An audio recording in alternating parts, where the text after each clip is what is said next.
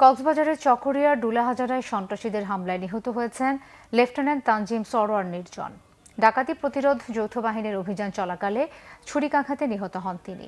টাঙ্গাইলের বেতকা গ্রামে জানাজা শেষে স্থানীয় কবরস্থানে রাষ্ট্রীয় মর্যাদায় এই সেনা কর্মকর্তাকে দাফন করা হয়েছে।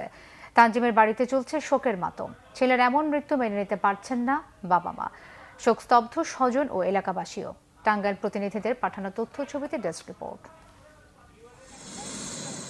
বিকেল 3:30টায় সেনাবাহিনীর একটি হেলিকপ্টারে টাঙ্গাইল জেলা সদর হেলিপ্যাডে নিয়ে আসা হয় নিহত সেনা কর্মকর্তা তানজিমের মরদেহ।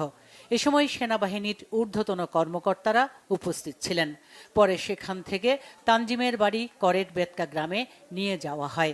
মরদেহ পৌঁছার পর শোকের ছায়ায় পরিবেশ ভারী হয়ে ওঠে গোটা এলাকায়। কান্নায় ভেঙে পড়েন স্বজনরা। পরে স্থানীয় বোয়ালি মাদ্রাসা মাঠে বাদ আসর তানজিমের নামাজে জানাজা হয়। জানাজায় তানজিমের পরিবার, ঊর্ধ্বতন সেনা কর্মকর্তা, সৈনিক সহ জেলার সর্বস্তরের মুসল্লিরা অংশ নেন। পরে সেনাবাহিনীর একটি চৌকস দল গার্ড ও পনার দিয়ে তানজিমের মরদেহ স্থানীয় বোয়ালি গোরস্থানে রাষ্ট্রীয় মর্যাদায় দাফন করা হয়।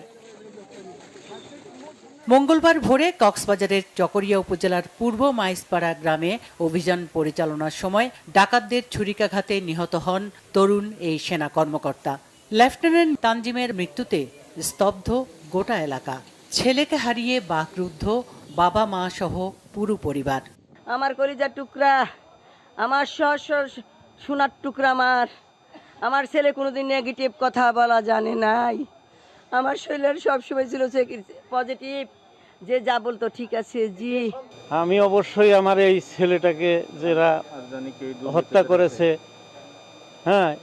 এরকম মৃত্যু যেন আর কারো না হয়, আর এটার দ্রুত বিচার করে এদের ফাঁসি কাস্টে ঝুলাবে, এটাই আমার আশা। সেনা কর্মকর্তা তানজিমের মৃত্যুর খবরে তার বাড়িতে ছুটে গেছেন স্বজন, বন্ধু বান্ধব ও এলাকাবাসী। কান্নায় ভারী হয়ে উঠেছে পরিবেশ। পরিবারের সদস্যদের সান্ত্বনা দিতে ছুটে গেছেন সেনাবাহিনীর ঊর্ধ্বতন কর্মকর্তারা। পাবনা ক্যাডেট কলেজ থেকে উচ্চ মাধ্যমিক শেষে ৮২তম দীর্ঘমেয়াদী কোর্সের মাধ্যমে ২০২২ সালের ৮ জুন আর্মি সার্ভিস কোরে কমিশন লাভ করেন লেফটেন্যান্ট তানজিম সরোয়ার নির্জন।